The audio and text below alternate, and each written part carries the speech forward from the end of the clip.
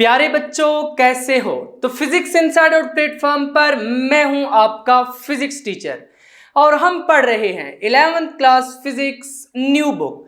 और इस new book को लेकर के हमने स्टार्ट किया हुआ है chapter number 3 circular and rotational motion. इससे पहले हम चैप्टर नंबर 3 की थ्योरी कंप्लीट कर चुके हैं और थ्योरी के तमाम लेक्चर्स में मैंने आपको साथ के साथ प्रॉपर नोट्स बनवाए हैं और साथ के साथ ये भी बताया है कि किस तरह से आपने इन आर्टिकल्स को याद करना है और हर आर्टिकल को हमने इन डिटेल डिस्कस किया था प्रॉपर फिजिकल एग्जांपल्स को लेकर के। और इसके साथ साथ मैंने आपको ये भी बताया था कि पेपर में किस तरह के शॉर्ट क्वेश्चंस आ सकते हैं और किस तरह के लॉन्ग क्वेश्चंस आ सकते हैं, फिर आपने उन क्वेश्चंस को किस तरह से अटेम्प्ट करके पेपर में मैक्सिमम मार्क्स गेन करने हैं। तो आज के इस लेक्चर में हम स्टडी करने जा रहे हैं चैप्टर नंबर 3 की एग्जांपल्स। तो इससे पहले कि आज के इस लेक्चर को स्टार्ट करें, अगर अभी तक आपने फिजिक्स इनसाइडर को सब्सक्राइब नहीं किया तो जल्दी से सब्सक्राइब करके बेल आइकन के बटन को क्लिक कर दें ताकि जैसे ही नेक्स्ट लेक्चर्स अपलोड हों आपको साथ के साथ नोटिफिकेशन मिलते रहें और आप एग्जाम की बहुत ही अच्छे से तैयारी करके अच्छे मार्क्स ले सकें। तो चलिए आज के इस लेक्चर को स्टार्ट करते हैं। सबसे पहली एग्जांपल है एग्जांपल नंबर 3.1। तो 3.1 एग्जांपल में क्या कहा जा रहा है, सबसे पहले किसी भी एग्जांपल या न्यूमेरिकल को सॉल्व करने के लिए जरूरी है कि उसकी स्टेटमेंट को अच्छे तरीके से समझा जाए। अब जिस तरह के हमने इस एग्जांपल को सॉल्व करना है, मान लीजिए पहले आपको कोई कंसेप्ट नहीं है इतना खास, आपने जस्ट फार्मूलाए याद किए हुए हैं और आपने चैप्टर को पढ़ा हुआ है, कोई अनसीन इस तरह के एग्जांपल आ गया आपने सॉल्व करना है। उसके लिए आपको क्या करना पड़ेगा, सबसे पहले आप उसको रीड करेंगे, फिर देखेंगे कि उसमें क्या क्या गिवन है और आपने क्या क्या फाइंड करना है, फिर गिवन और रिक्वायर्ड को देखते हुए आपने फार्मूला को डिसाइड करना होता है कि यहां पर मैं कौन सा फार्मूला यूज करूंगा तो मुझे रिक्वायर्ड आंसर मिल जाएगा। सिमिलरली यहां पर मैं क्या करूंगा, सबसे पहले इस स्टेटमेंट को रीड करूंगा और इसको समझने की कोशिश करूंगा। तो क्या कहता है, एन इलेक्ट्रिक फैन रोटेटिंग, पहली बात तो समझ आ गई कि एक पंखा है जो कि रोटेट कर रहा है एट 3 रेवोल्यूशन पर सेकेंड। कितनी स्पीड के साथ, 3 रेवोल्यूशन पर सेकेंड। यानी यहां पर इसकी फिर स्पीड कौन सी है, एंगुलर स्पीड, क्योंकि रोटेट जो कर रहा है जब रोटेट करेगा तो वहां पर एंगुलर स्पीड होगी। अब चैप्टर नंबर 2 और चैप्टर नंबर 3 के न्यूमेरिकल्स में यही फर्क है कि वहां पर लीनियर मोशन था लेकिन यहां पर रोटेशनल मोशन होगा, यानी बॉडी रोटेट कर रही होगी या फिर सर्कुलर मोशन की बात होगी। तो यहां पर क्या कर रहा है, रोटेट कर रहा है एट 3 रेवोल्यूशन पर सेकेंड, यानी 1 सेकंड में 3 मर्तबा घूमता है, 1 सेकंड में वो 3 चक्कर पूरे करता है। इस स्विच ऑफ कहते हैं कि वो वाला पंखा जो 3 रेवोल्यूशन 3 चक्कर 1 सेकंड में पूरे कर रहा था उसको बंद कर दिया है। It comes to rest in 18 second. देखिए अब जब पंखे को हमने स्विच ऑफ कर दिया है तो क्या करता है, वो घूमता रहता है, फिर धीरे धीरे घूमते घूमते वो बंद हो जाता है। कहते हैं कि 18 सेकेंड के बाद वो रेस्ट पर आ गया, यानी उसने घूमना बंद कर दिया है। Assuming deceleration to be uniform, कहता है कि जो डिसेलरेशन है वो यूनिफॉर्म होगी।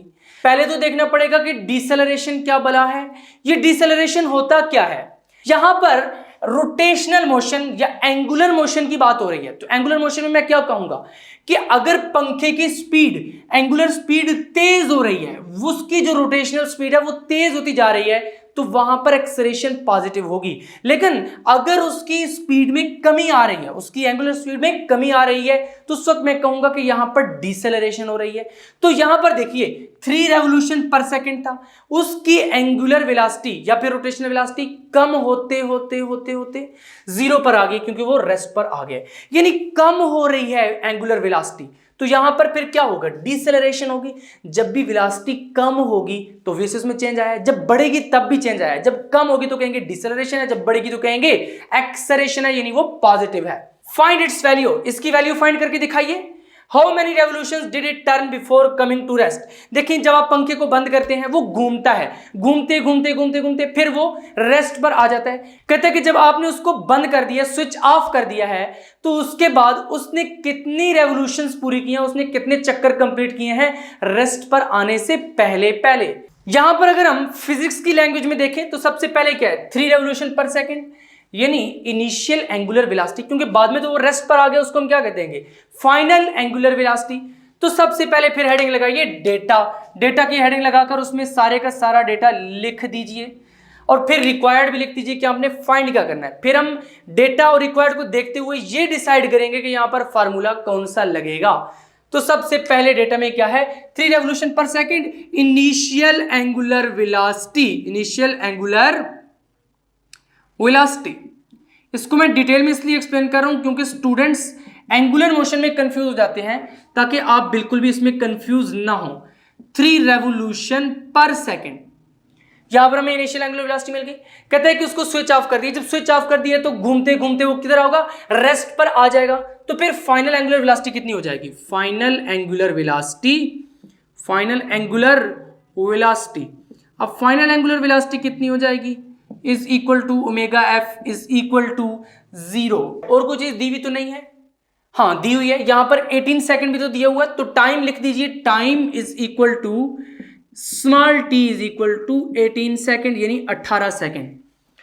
तो अब हमने हेडिंग लगानी है रिक्वायर्ड, कि फाइंड क्या करना है। सबसे पहले assuming deceleration to be uniform, find its value. तो डिसेलरेशन को हमने फाइंड करना है, यहां पर नंबर 1 लगाएंगे, क्या लिखेंगे, deceleration, deceleration is equal to alpha is equal to question mark. Second चीज आपने क्या फाइंड करनी है, revolutions, revolutions is equal to theta is equal to question mark. अब नेक्स्ट बात आती है कि आपने फार्मूला कौन सा यूज करना है। जब 2 थिंग्स फाइंड करनी है तो फार्मूलाए हेडिंग होगी। फार्मूलाए जो है ये फार्मूला का प्लूरल है, तो फार्मूलाए की हेडिंग लगा देंगे। अब यहां पर बारी आती है, आपने देखना है कौन से फार्मूलाए यूज होंगे। तो यहां पर किस तरह से देखेंगे, गिवन डाटा में मुझे इनिशियल एंगुलर वेलोसिटी दी हुई है, फाइनल एंगुलर वेलोसिटी भी दी हुई है, और साथ में टाइम भी दिया हुआ है। अगर मुझे थोड़ा सा याद हो तो मैं यहां पर इक्वेशंस ऑफ एंगुलर मोशन को यूज कर सकता हूं। जी बिल्कुल कर सकता हूं, क्योंकि एंगुलर मोशन की जो बात हो रही है, तो इक्वेशंस ऑफ एंगुलर मोशन कितनी थी, 3 इक्वेशंस ऑफ एंगुलर मोशन थी। सबसे पहली क्या थी, omega f is equal to omega i plus alpha t, जिस तरह हम लीनियर मोशन पढ़ते थे, v f is equal to v i plus a t. दूसरी इक्वेशन क्या थी, theta is equal to omega i t plus half alpha t square. ये मैंने आपको ऑलरेडी पढ़ाई हुई है सारी की सारी। 2 alpha theta is equal to omega f square minus omega i square. ये क्या है, first equation of angular motion, second equation of angular motion and third equation of angular motion. तो यहां पर हमने क्या करना है, इसको यूज करना है, इसको करना है, इसको करना है। किसको करना है, ये कैसे डिसाइड करेंगे। सबसे पहली चीज जो हमने फाइंड करनी है वो है अल्फा।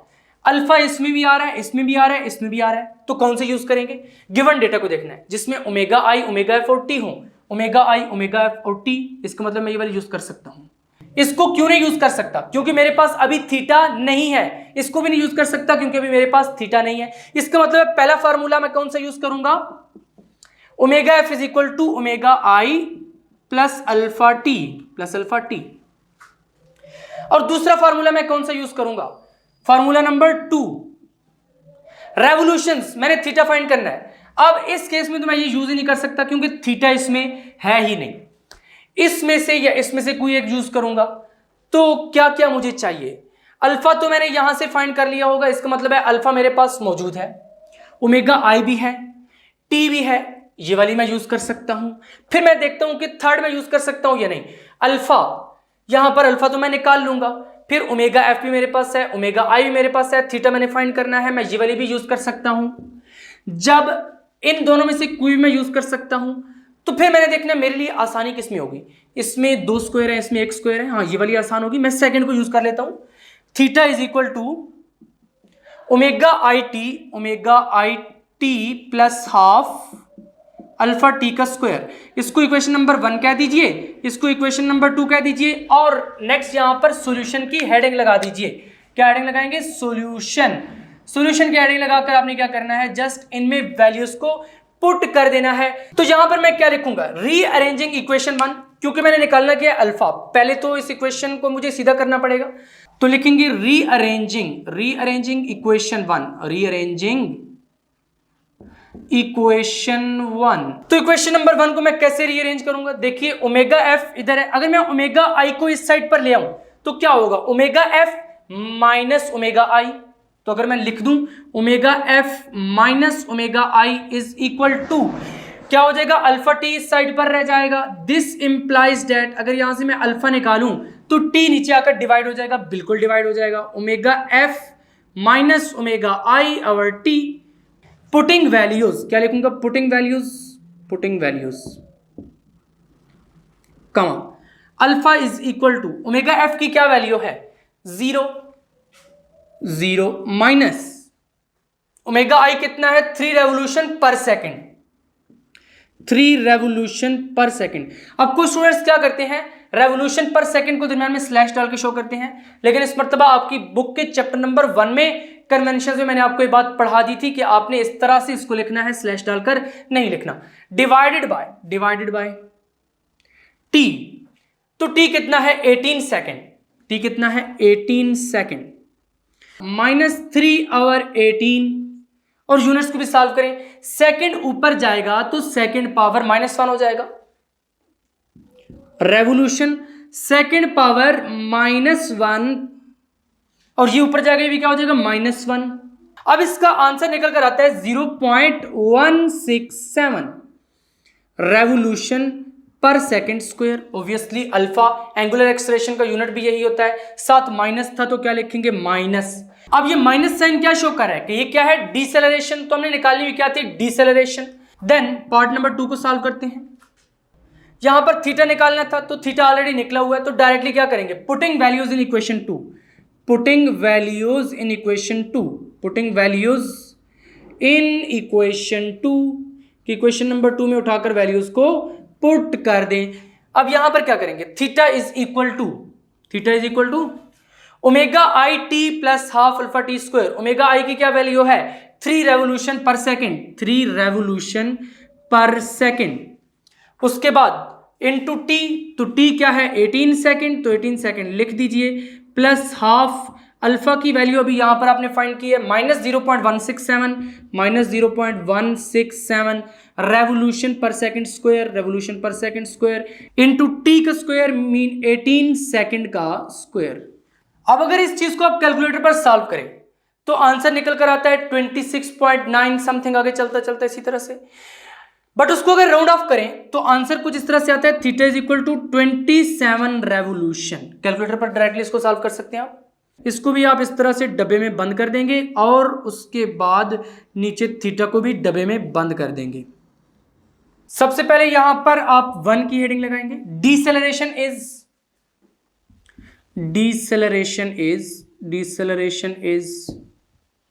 -0.167 रेवोल्यूशन पर second square. Similarly second part का भी आप यहां पर आंसर लिख देंगे।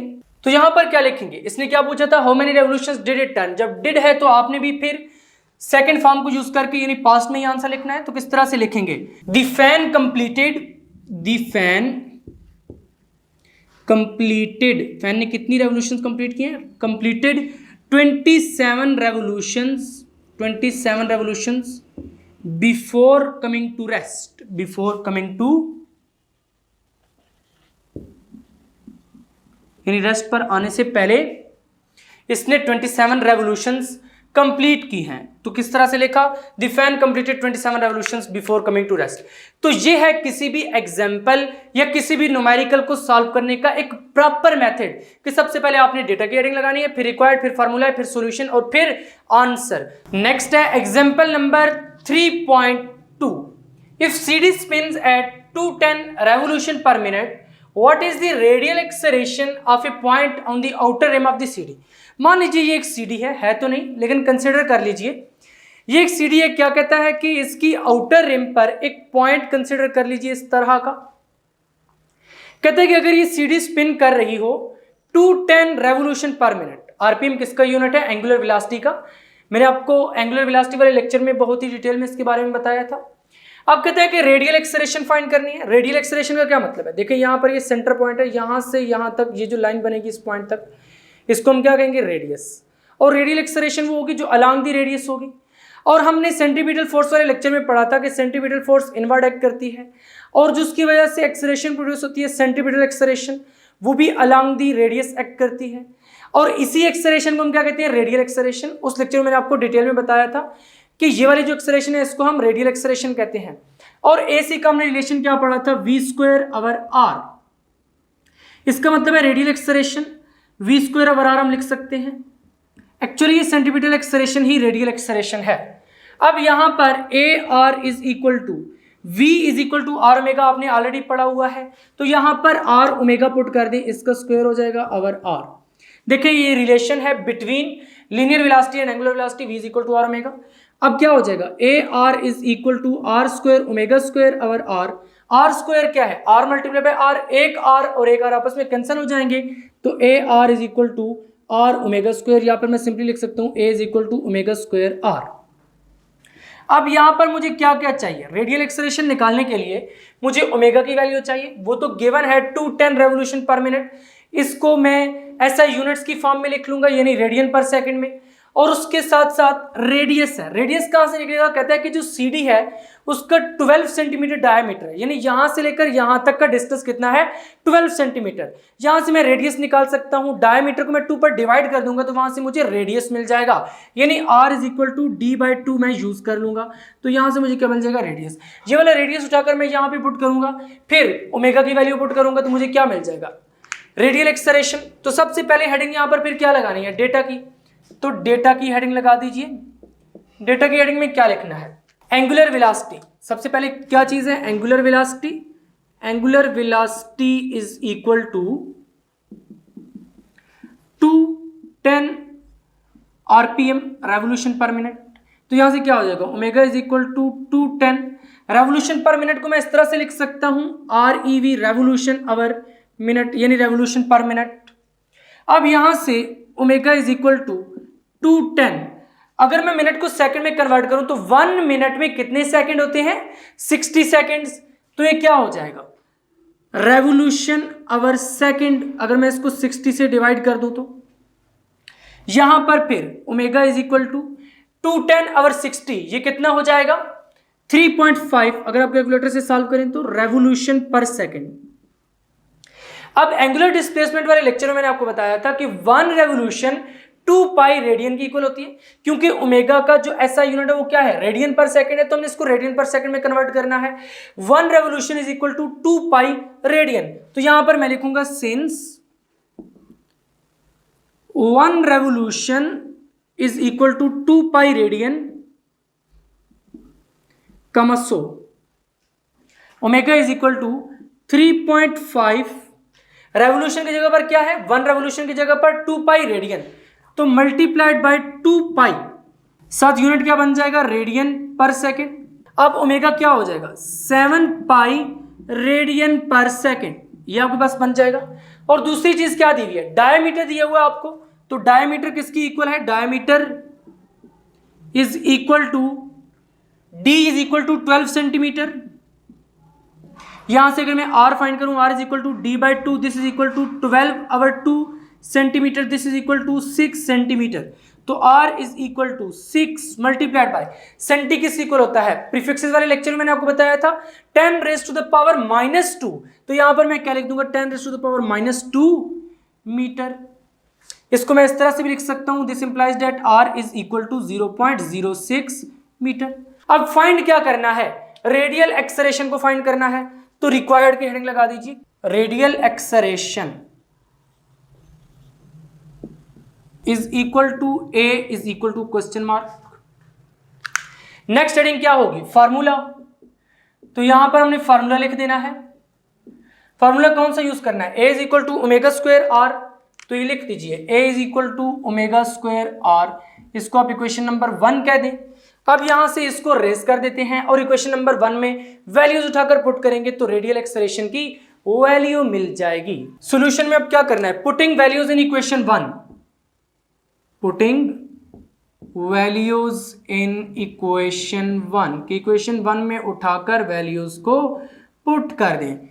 तो A is equal to omega square, omega किसके इक्वल है, 7 पाई रेडियन पर सेकेंड, तो पुट कर दीजिए 7 पाई रेडियन पर सेकेंड, इसका स्क्वायर इनटू R किसकी इक्वल है, 0.06 metre, 0.06 metre. Then A is equal to 7 multiplied by pi radian, pi radian की क्या वैल्यू है 3.14, ये कांस्टेंट है 3.14, साथ में सेकंड पावर -1, इसी तरह से इसका स्क्वायर इनटू 0.06 मीटर। अब क्या हो जाएगा, a इज इक्वल टू, यहां पर अगर आप इसको कैलकुलेटर पर सॉल्व करें, 7 मल्टीप्लाइड बाय 3.14 का स्क्वायर मल्टीप्लाइड बाय 0.06, तो आंसर आपके पास आता है 28.9 समथिंग। तो राउंड ऑफ करेंगे तो 29 आ जाएगा, 29 मीटर। यहां पर सेकंड पावर -1 है, इसका स्क्वायर होगा तो क्या हो जाएगा, सेकंड पावर -2। तो यही नहीं होता एक्सेलरेशन का यूनिट। इसको आप एक बॉक्स में बंद कर दें, इस तरह से एनक्लोज कर दें, और नीचे हेडिंग क्या लगाएंगे, answer. The radial acceleration of a point on the outer rim of the CD is, the radial acceleration of a point on the outer rim of a point on the outer rim, on the outer rim, किसकी outer rim, of the CD, of the CD is कितनी आ रही है, 29 metre पर second square.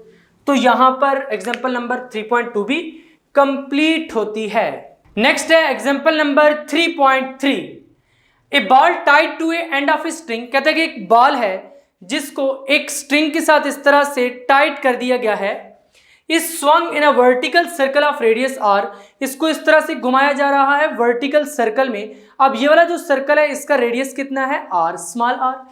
इसी को हमने यहां पर ड्रा भी कर दिया है। Under the action of gravity as shown in figure, under the action of gravity, बिल्कुल। What will be the tension in the string when the ball is at point A of the path. कहता है कि जब ball इस पर होगी, यानी top of the circle होगी, तो उस वक्त टेंशन इन द स्ट्रिंग कितनी होगी, पॉइंट ए पर पूछ रहा है। और कहते हैं कि उस वक्त उसकी स्पीड v है, यानी जब इस पॉइंट पर है बॉल तो इसकी स्पीड कितनी है, v, जिसके साथ ये सर्कल में मूव किए जा रही है। अब देखिए इस डायग्राम को थोड़ा सा हमने समझना है। ऑल्दो एमसीक्यूज में ये वाली डायग्राम मैंने आपको समझाई थी, एक एमसीक्यू में भी इस तरह का सिनेरियो आ रहा था। अब यहाँ पर ये O पॉइंट है, यानी इस तरह से ये बॉल घूम रही है एक सर्कल में। अब ये जो बॉल है इस वक्त ये A पॉइंट है, टॉप ऑफ द सर्कल पर है। टेंशन हमेशा किधर एक्ट करेगी, जिधर स्ट्रिंग बॉल को खींचेगी। अब स्ट्रिंग बॉल को किधर खींच रही है, सेंटर की तरफ खींच रही है, O पॉइंट की तरफ, तो टेंशन की डायरेक्शन इधर होगी। और वेट की डायरेक्शन तो हमेशा ही डाउनवर्ड होती है, क्योंकि फोर्स ऑफ ग्रेविटी हर चीज को अपनी तरफ खींच रही है। जब हर चीज को अपनी तरफ खींच रही है तो वेट की डायरेक्शन हमेशा किधर होगी, डाउनवर्ड होगी। तो वेट की डायरेक्शन तो यही रहेगी। टेंशन की डायरेक्शन इधर होगी, जिधर स्ट्रिंग खींचेगी किसी भी बॉडी को। यहां पर स्ट्रिंग अब इसको इस तरफ खींच रही है, तो टेंशन की डायरेक्शन इधर ही होगी, टुवर्ड्स द सेंटर। अब देखिए जब ये बॉल इस सर्कल में मूव कर रही है तो ऑब्वियसली वो कौन सी फोर्स है जिसको सर्कल में मूव करा रही है, सेंट्रीपिटल फोर्स है जो इसको सर्कुलर पाथ में मूव कराई जा रही है। और वो सेंट्रीपिटल फोर्स आ कहां से रही है, जो भी फोर्सेस इस बॉल पर लग रही हैं वो सेंट्रीपिटल फोर्स प्रोवाइड कर रही है। अब यहां पर कितनी फोर्सेस हैं, इसका वेट और टेंशन, ये दो फोर्सेस हैं। ये दोनों फोर्सेस मिलकर क्या प्रोवाइड कर रही हैं, सेंट्रीपिटल फोर्स प्रोवाइड कर रही हैं। तो यही बात हम यहां पे लिख देंगे, आसान सी बात है, डेटा में यही बात लिखेंगे। As the ball is moving in the circle, क्योंकि बॉल सर्कल में मूव कर रही है। As the ball is moving in circle, is moving in a circle,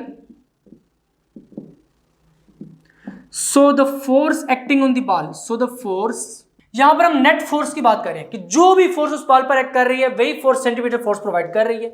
so the force acting on the ball, acting on the ball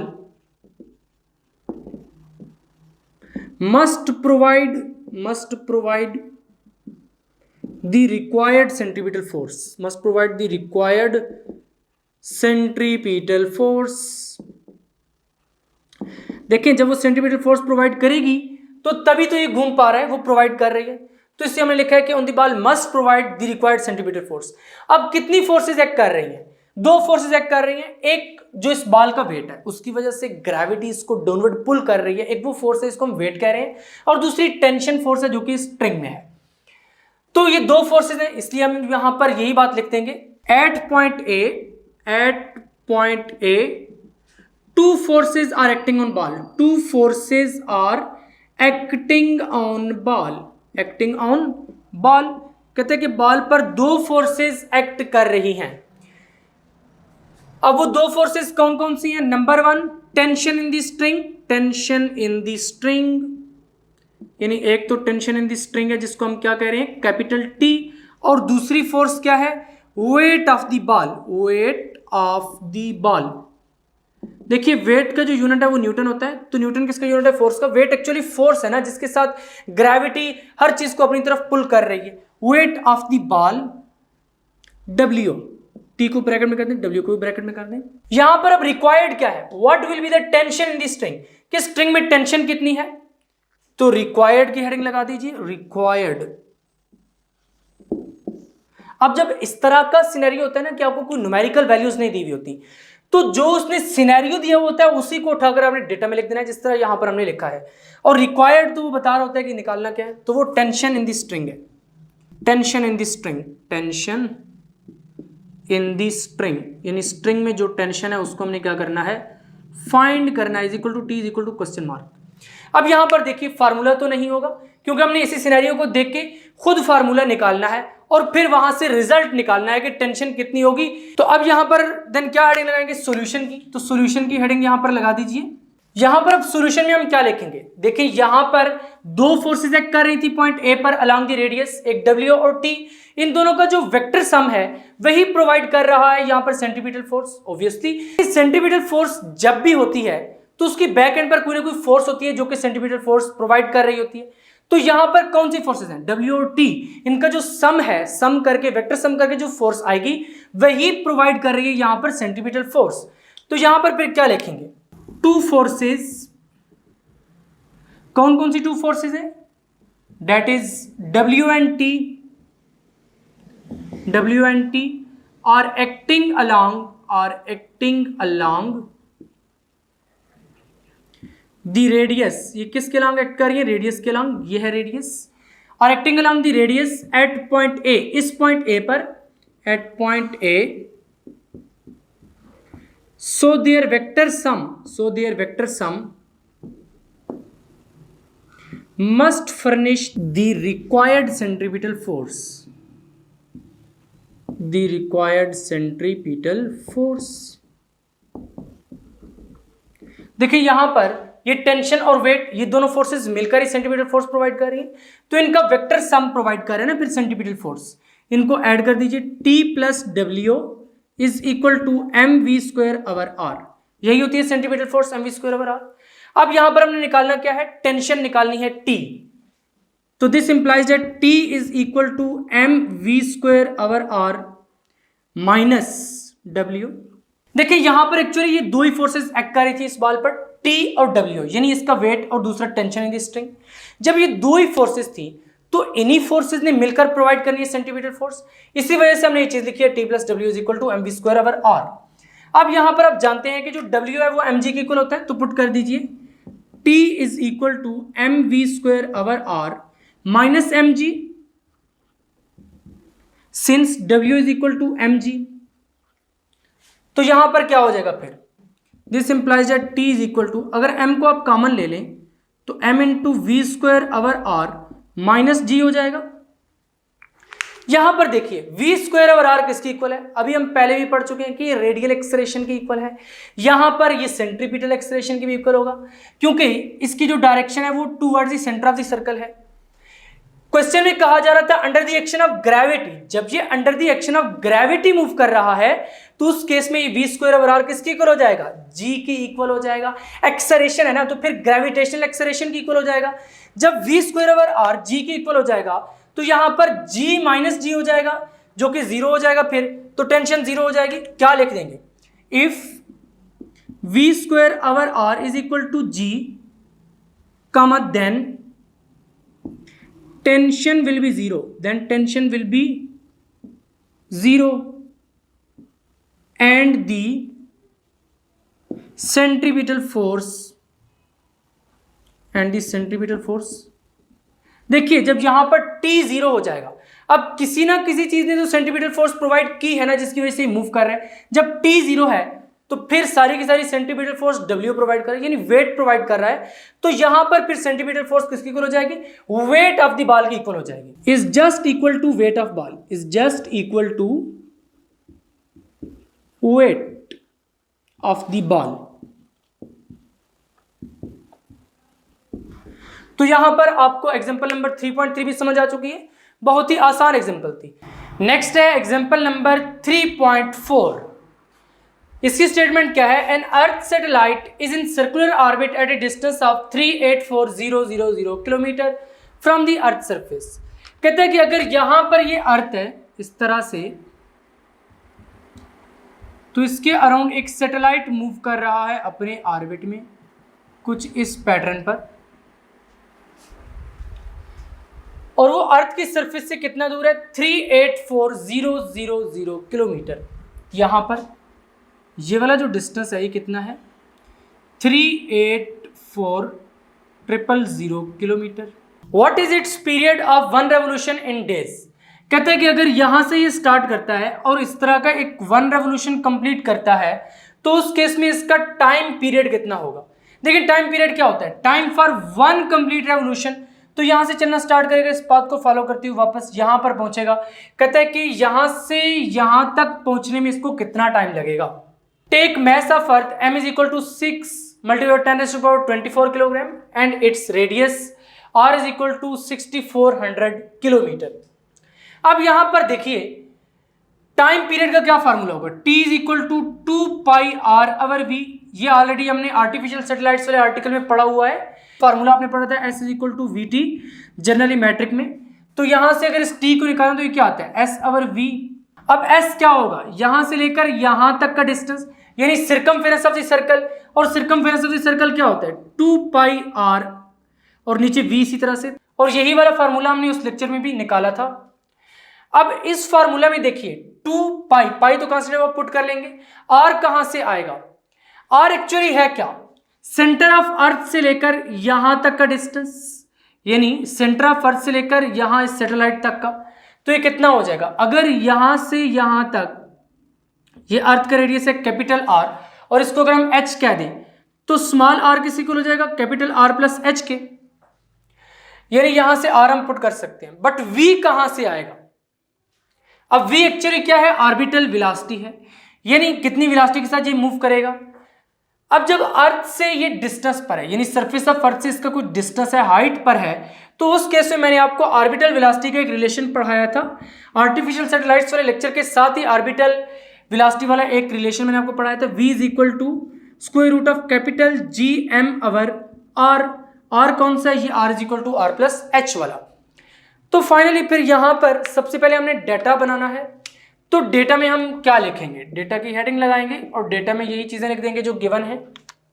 तो सबसे पहले क्या चीज हो जाएगी? Distance of satellite from earth surface.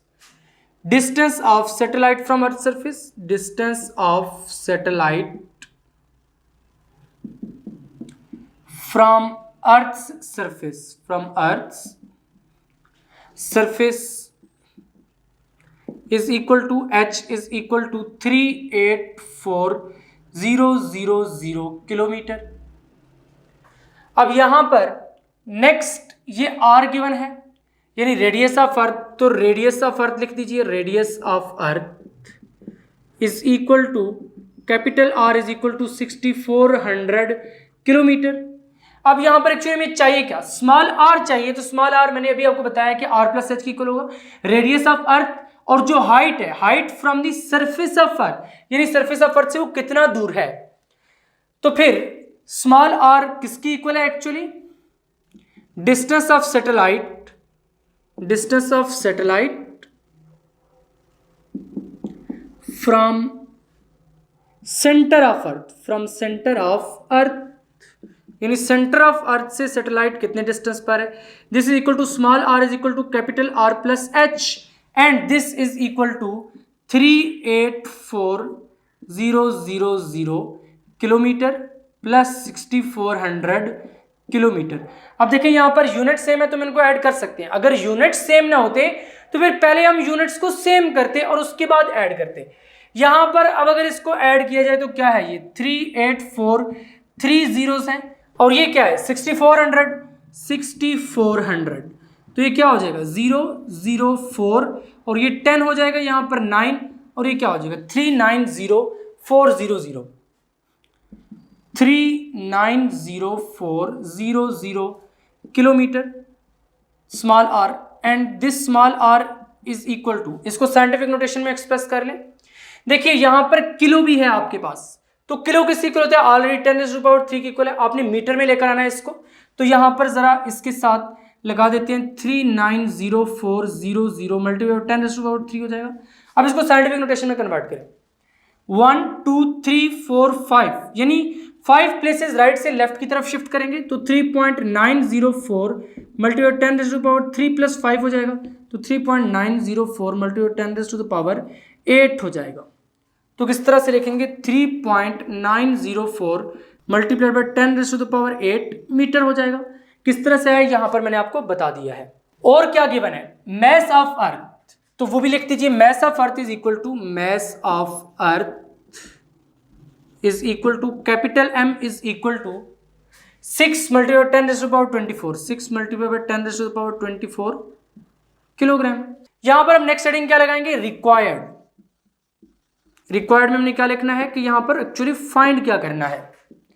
तो रिक्वायर्ड हेडिंग लगाने के बाद यहां पर देखिए क्या चीज रिक्वायर्ड है, period of 1 revolution in days, period of 1 revolution in days, यानी डेज में आपने निकालना है, is equal to T is equal to question mark. Next heading क्या लगाएंगे, फार्मूला की, तो फार्मूला की हेडिंग लगा दीजिए। अब यहां पर क्योंकि फार्मूला यूज होंगे, सबसे पहले हमें क्या फाइंड करना पड़ेगा, v फाइंड करनी पड़ेगी और उसके बाद फिर t फाइंड होगा। तो पहला फार्मूला फिर क्या हो जाएगा, v is equal to capital G capital M over small r, v is equal to square root of capital G capital M over small r, और ये क्वेश्चन नंबर 1 हो जाएगा। Then t is equal to 2 pi r over v, और ये क्या हो जाएगी question number 2। अब क्या करेंगे, सबसे पहले 1 में पुट करके v फाइंड करेंगे, फिर 2 में वही v की वैल्यू पुट करके और r की ये वाली वैल्यू पुट करके t फाइंड आउट कर लेंगे। तो चलिए वो यहां पर करते हैं। सॉल्यूशन की हेडिंग लगाने के बाद सबसे पहले इक्वेशन नंबर 1 में हमने वैल्यूज पुट कर दिए, पुटिंग वैल्यूज इन इक्वेशन 1। तो यहां पर ये इक्वेशन 1 थी, g की वैल्यू, ये ग्रेविटेशनल कांस्टेंट है, यूनिवर्सल कांस्टेंट है, इसकी वैल्यू 6.67 मल्टीप्लाई 10⁻11। ये इस लेक्चर में मैंने आपको पढ़ाई थी, ये किस तरह से आती है और किस साइंटिस्ट ने सबसे पहले इस वैल्यू को कैलकुलेट किया था, ये सारी की सारी डिस्कशन मैंने आपको उस लेक्चर में बताई थी। तो यहां पर डायरेक्टली हमने वैल्यू पुट किया 6.67 मल्टीप्लाई 10⁻11 न्यूटन मीटर स्क्वायर पर kilogram square, multiplied by mass की वैल्यू कैपिटल M, यानी मैस ऑफ अर्थ की वैल्यू पुट किया 6 multiply 10⁻24 kg, divided by r, ये वाला जो r अभी हमने यहां पर कैलकुलेट किया था 3.904 मल्टीप्लाइड बाय 10⁻8 मीटर। अब ये वाला एक्सप्रेशन किस तरह से आपने कैलकुलेटर पर लिखकर डायरेक्टली आंसर कैलकुलेट करना है, बहुत से स्टूडेंट्स में कंफ्यूज रहते हैं, तो चलिए मैं आपको ये भी जरा समझा देता हूं। सबसे पहले आपने कैलकुलेटर को टर्न ऑन करना है, टर्न ऑन करने के बाद इस स्क्वायर रूट वाले बटन को आपने प्रेस कर देना है। स्क्वायर रूट वाले बटन को प्रेस करने के बाद इस बटन को प्रेस करना है ताकि यहाँ पर फ्रिक्शन डाल जाए। उसके बाद आपने यहाँ पर लिख देना है 6.67 एक्सपोनेंट -11। अब यहाँ पर ये लिखा जा चुका है, यहाँ पर भी आप ब्रैकेट डाल दें और उधर पीछे भी ब्रैकेट डाल दें जहाँ से ये वैल्यू स्टार्ट हुई थी, यहाँ पर ब्रैकेट डाल दीजिए। देन आगे आने के बाद आपने इस तरह से करना है कि यहाँ पर multiplied by 6 exponent 24 bracket close divided by 3.904 exponent 8। जब आप इक्वल प्रेस करेंगे तो आपके पास ये आंसर आ जाएगा 1012। तो इस तरह से आपने इसको कैलकुलेट करना है डायरेक्टली कैलकुलेटर पर। तो फाइनली आपने देख लिया कि यहाँ पर इसको अपने कैलकुलेटर पर किस तरह से कैलकुलेट करना है। उसके बाद इसको साइंटिफिक नोटेशन में एक्सप्रेस कर दें। पहले पॉइंट यहाँ पर है, जब इसको पीछे शिफ्ट करेंगे 3 डिजिट्स, यानी एक ही non zero digit left side पर बचना चाहिए, तो 1 रह जाएगा। 1.012 मल्टीप्लाई बाय कितनी प्लेसेस शिफ्ट किए, 1 2 3, तो 10⁻³ हो जाएगा मीटर पर सेकंड। इसी तरह से पुटिंग वैल्यूज इन इक्वेशन 2। अब आपको v की वैल्यू मिल चुकी है, इक्वेशन नंबर 2 को यूज करके v की वैल्यू भी यहां पर पुट करें, r की वैल्यू भी पुट करें ये वाली, तो यहां से आपको क्या मिल जाएगा, टाइम पीरियड। तो टाइम पीरियड की वैल्यू फाइंड कर लिए, 2 × 3.14 मल्टीप्लाइड बाय 3.904 मल्टीप्लाइड बाय 10⁻8, और नीचे आपने इसी तरह से v की वैल्यू पुट करनी है जो कि यहां पर कैलकुलेट की थी 1012 multiplied by 10⁻3 metre per second. तो अगर आप इसको भी इसी तरह से कैलकुलेटर पर सॉल्व करेंगे तो आपके पास आंसर आएगा 2422640 सेकंड। देखिए अब इसको हमने डेज में कन्वर्ट करना है, तो यहां पर ये इतने डेज हो जाएंगे। किस तरह से इसको कन्वर्ट किया है, सबसे पहले आपने देखना है कि एक दिन में कितने घंटे होते हैं। एक दिन में 24 आवर्स होते हैं और एक आवर में 60 मिनट्स होते हैं और एक मिनट में 60 सेकंड्स होते हैं। तो आपने क्या किया, सबसे पहले इसको 60 से डिवाइड किया, 60 से डिवाइड करके आपको क्या मिल गए, मिनट्स मिल गए। फिर दोबारा 60 से डिवाइड किया, क्या मिल गए, आवर्स मिल गए। फिर दोबारा आपने 24 से डिवाइड किया तो आपको क्या मिल गए, डेज मिल गए। तो यहां से इस तरह से इसको हमने डेज में कन्वर्ट कर लिया है। तो अगर इसको आप सॉल्व करें तो ये 28 डेज आते हैं। तो finally the period of one revolution is 28 days, क्योंकि वो यही कह रहा था what is it's period of one revolution in days. The period of one revolution is 28 days. तो यहां पर एग्जांपल नंबर 3.4 भी कंप्लीट होती है। नेक्स्ट है example number 3.5। The mass of earth is 6 multiplied by 10 raise to the power 24 kilogram. ये value तो अब आपको याद ही हो जानी चाहिए कि मास ऑफ अर्थ इतना है। The distance R from earth to sun is, कहते हैं कि अर्थ से सन तक जो डिस्टेंस है वो है 1.5 multiplied by 10 raise to the power 11 metre as seen from the direction of north star. कहते हैं कि नॉर्थ स्टार की डायरेक्शन से ये अंदाजा लगाया गया है कि जो अर्थ है वो सन के अराउंड काउंटर क्लॉकवाइज मूव कर रही है। किस तरह से, लेट्स से यहां पर ये सन है तो जो अर्थ है वो काउंटर क्लॉकवाइज मूव कर रही है इस डायरेक्शन में। किस डायरेक्शन में, इस डायरेक्शन में, यानी इस डायरेक्शन में मूव कर रही है counter clockwise. Determine the orbital angular momentum of the earth around the sun. देखिए अब हमने इस अर्थ का ऑर्बिटल एंगुलर मोमेंटम निकालना है। Assuming that it traverses a circular orbit about the sun, कि ये क्या करती है, सर्कुलर ऑर्बिट बनाती है। Examples of conservation of angular momentum वाले लेक्चर में मैंने आपको बताया था कि सन के अराउंड जो अर्थ का ऑर्बिट होता है वो इलिप्टिकल होता है, सर्कुलर नहीं होता। लेकिन यहाँ पर इसने कहा है कि अब ये एज्यूम कर लें कि ये सर्कुलर है। सर्कुलर एज्यूम किया गया है ताकि कैलकुलेशंस में आसानी हो जाए। तो कहता है कि 1 ईयर इतने सेकंड्स के इक्वल है। ये तो आपको फर्स्ट चैप्टर में भी कैलकुलेट करवाया था मैंने।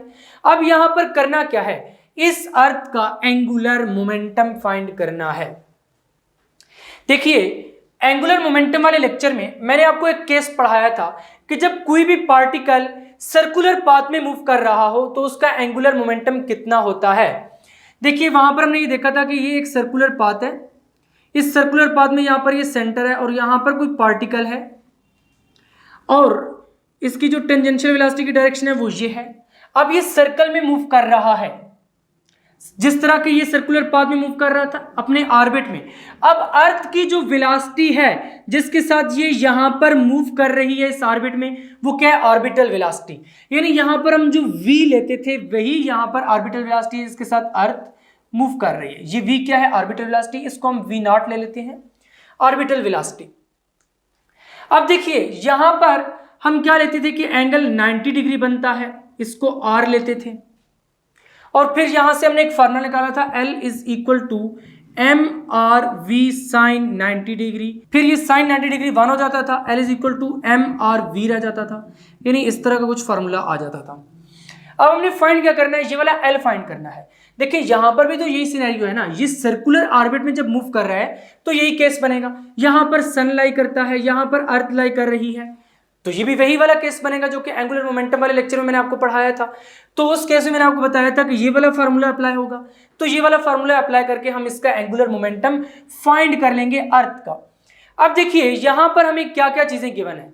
ये क्या है, मास ऑफ अर्थ, और ये क्या है, distance from earth to sun, और ये कितना है 1.5 multiplied 10 raise to the power 11 metre. ये भी पुट कर लेंगे।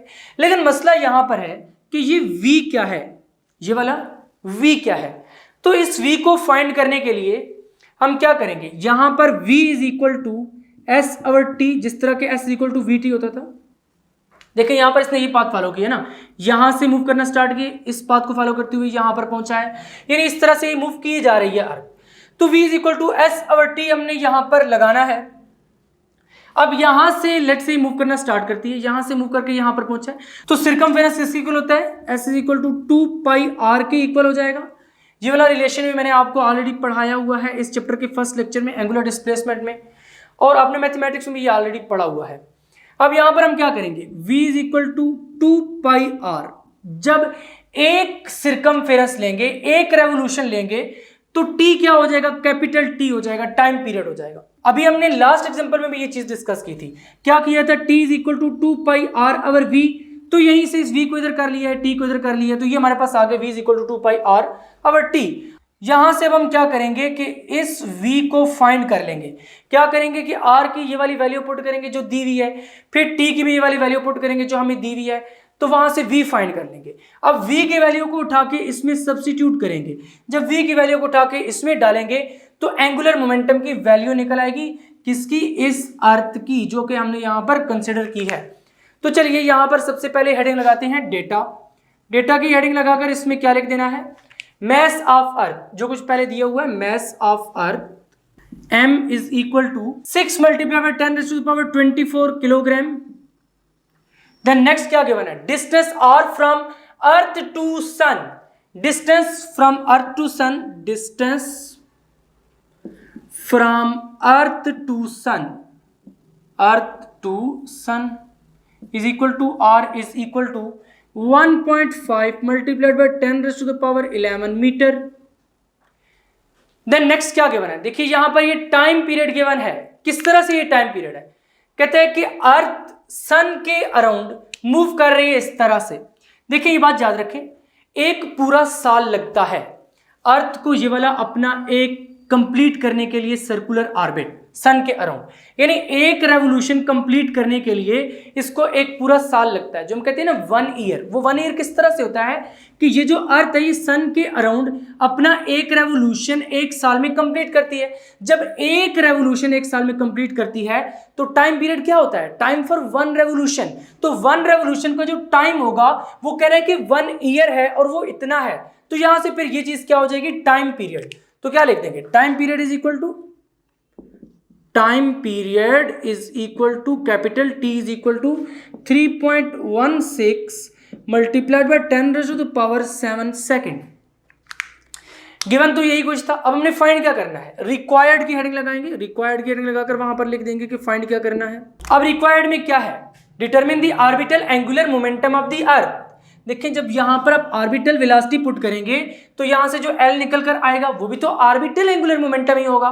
तो यहां पर क्या लिखेंगे, ऑर्बिटल एंगुलर मोमेंटम। क्या लिखेंगे, orbital angular momentum, orbital angular momentum is equal to L is equal to question mark. Formula की हेडिंग लगाकर यहां पे आप फॉर्मूला लिख देंगे, यही वाला फॉर्मूला उठाकर लिख दीजिए, L is equal to MRV, ये MVR लिख दें, एक ही बात है। L is equal to MVR, और इस V को आप V0 भी लिख दें, क्योंकि ये वो वेलोसिटी है जिसके साथ ये अपना एक राउंड कंप्लीट कर रही है, यानी एक ऑर्बिट कंप्लीट कर रही है, पूरा एक पूरी रेवोल्यूशन कंप्लीट कर रही है। तो इसको हमने V0 कह दिया। तो अब हम क्या करेंगे कि यहां से V0 को फाइंड करेंगे। किस तरह से कि वैल्यूज इस फॉर्मूला में पुट करेंगे। तो सॉल्यूशन की हेडिंग लगा दीजिए यहां पर सॉल्यूशन में हमने वही वाला फॉर्मूला लिख दिया, orbital speed is given as V0 is equal to s/t, जो भी मैंने आपको यहां पर समझाया था।